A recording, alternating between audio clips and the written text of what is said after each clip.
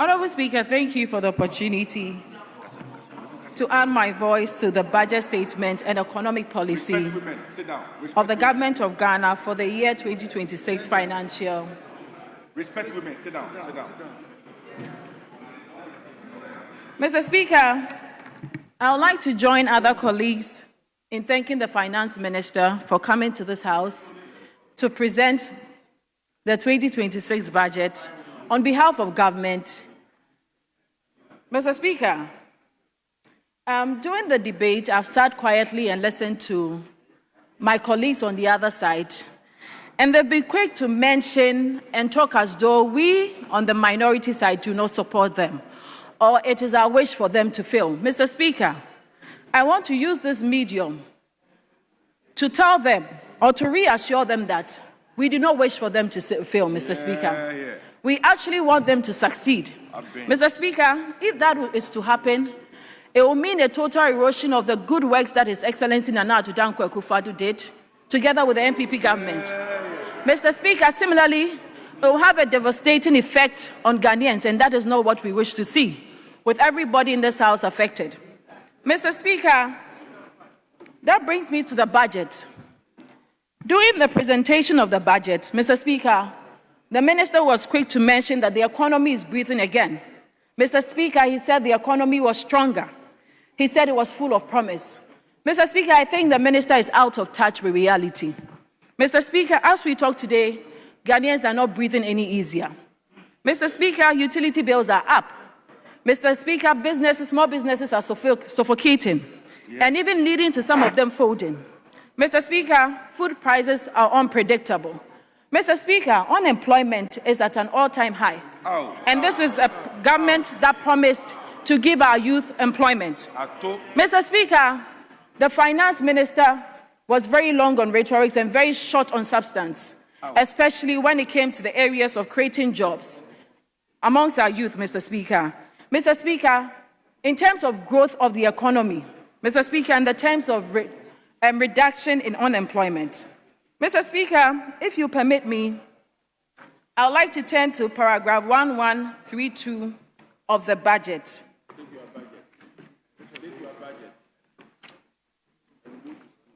Mr. Speaker, and it reads, to scale up food security and agro-industrial value chain.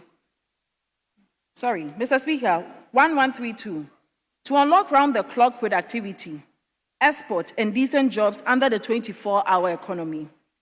We are providing an allocation of 110 million. Just 110. In 2026 for the implementation of the 24-hour economy program.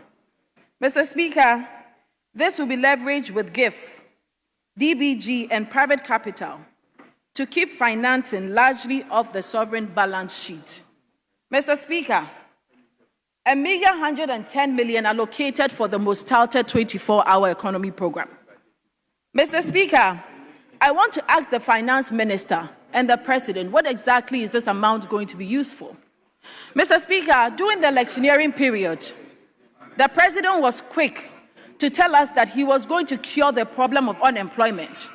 So then it was our hope that this 24-hour economy with the 3-shift to 1-job system will cure it. Unfortunately, that is not the case. Mr. Speaker, they mentioned that was to boost employment. We are not seeing that. Mr. Speaker, my question today is that what is the 110 million Ghana cedis allocation going to be used for? Mr. Speaker, is it to interrogate areas where we need the 3-shift system? Mr. Speaker, with countries and areas that have been very successful with the 3-shift system, it is based on demand. I want to find out, have we already done that assessment? Mr. Speaker, I ask again, have we already done that assessment? No. You ask the NDC, they don't. And the majority, and they are quick to tell you we are starting with DVLA. Mr. Speaker, I want to put on record that it started during the MPP's era. Mr. Speaker, I can state on authority, I was in the Ministry of Foreign Affairs, and we started with the 3-shift system because there was demand for more passports. So then the 8 hours wasn't cutting it. So what we did was to do the 3-shift system. So if the NDC is telling us that with the most touted 24-hour economy program. That is the only thing that they can do. Then they misled Ghanaians, Mr. Speaker. Mr. Speaker, I want to find out, is it to incentivize the private sector? I know we had communicators from the NDC side promise that there will be incentives for the private sector for them to carry this initiative. Mr. Speaker, is that the case? Is this 110 million going to be used for that? Mr. Speaker, I've always said that it is not up to government to engage or to employ the entire population. You have to create that enabling environment for the private sector in order for them to create employment for you. Unfortunately, we haven't done well in creating that enabling environment for the private sector. I put it to this government to do better. Mr. Speaker, during the electioneering period, they mentioned that there was going to be some tax breaks. There were going to be tariff reduction in order for the private sector to carry this. We don't see that happening. Mr. Speaker, when the president attended this house during the first State of the Nation's address, he mentioned that his minister was going to shed more light on this 24-hour economy program in their first budget. Unfortunately, we found zero expression in there. They were quick to say it was going to be in the 2026 budget. Unfortunately, that is not the case. Mr. Speaker, whereas Nana Addo Dankwa Akufo-Addo, during his first year, he created over 1 million jobs, Mr. Speaker. Yes, and it was through the NAPCO. It was through NAPCO. Yes, 1 million is on record. You can find out from the Ministry and Employment platform. Mr. Speaker, through youth employment, Mr. Speaker, through the planting for food and jobs and likes, we did all that. Mr. Speaker, it looks as though the minority has been vindicated yet again. Mr. Speaker, I can say that it was a mere fancy campaign slogan, and the NDC had no plans of following it through. It goes to show that the Ghanaians cannot, and I repeat, Ghanaians cannot trust the NDC. Mr. Speaker, if you permit me, I also like to move to paragraph 1164 of the budget. And Mr. Speaker, I read, to crowd in finance for women-owned MSMEs, we are providing another 401 million to the Women's Bank. Mr. Speaker, yet again another promise. Mr. Speaker, in the 2025 budget, an allocation of 51 million was made to this bank. Mr. Speaker, until now, we haven't seen any disbursement. We haven't seen any bank, but that was because to establish a bank in Ghana, you don't need less than 400 million. The minority pointed that out, and the NDC was quick to do a U-turn. It is not surprising now they've allocated 401 million Ghana cedis for the Women's Bank. Mr. Speaker, I think I'm right to say zero allocation was made during the 2025 budget for our women. Mr. Speaker, I want to suggest to the NDC if they'll listen to me. Listen. Mr. Speaker, the NDC, under the leadership of John Dramani Mahama, His Excellency, has only 4 years. Yes. Mr. Speaker, 1 year has already been exhausted. He has 3 years more. To establish a bank, I want to find out, are we going to put up the banks across the length and breadth of this nation, this country, all 16 regions? They have no idea. Or it's just going to be one bank? How do our women, Mr. Speaker, how do our women utilize these funds? If the minority will listen, the majority will listen to me. I would suggest that we set up a lending desk in already existing banks. Mr. Speaker, to ensure that all the women in this country can access it and also utilize it. Mr. Speaker, our women from Kejetia to Mokola are depending on this. Yes. And as I said earlier on, we support a noble cause. Mr. Speaker, we support anything and everything that will uplift the women of this country. But Mr. Speaker, what we will not support is another Yenchendi agenda. Mr. Speaker, we saw it with SADA. We saw it with JIDA. We saw it with the Brazil 2020 Brazil fiasco. Mr. Speaker, I saw photo bars branding and the likes. We do not want the same thing to happen with this Women's Bank. Not at all. His Excellency John Dramani Mahama has promised, and we will make sure that he walks the talk. We ensure that he will provide the banks for our women because they are deserving of these funds.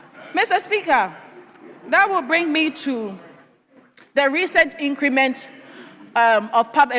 increment in salaries for public sector public sector workers, Mr. Speaker.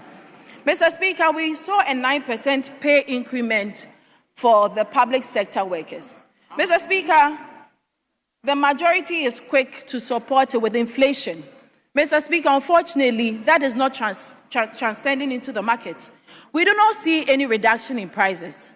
Mr. Speaker, whereas the public sector is seeing an increase of about 9%, foot soldiers who happen to find themselves at the Jubilee House under the fancy name of presidential staffers are seeing a whopping 67% pay raise.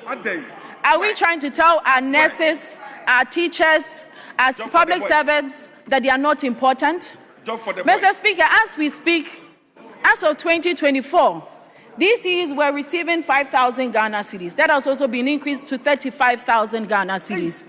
Are we telling the public sector that they do not matter?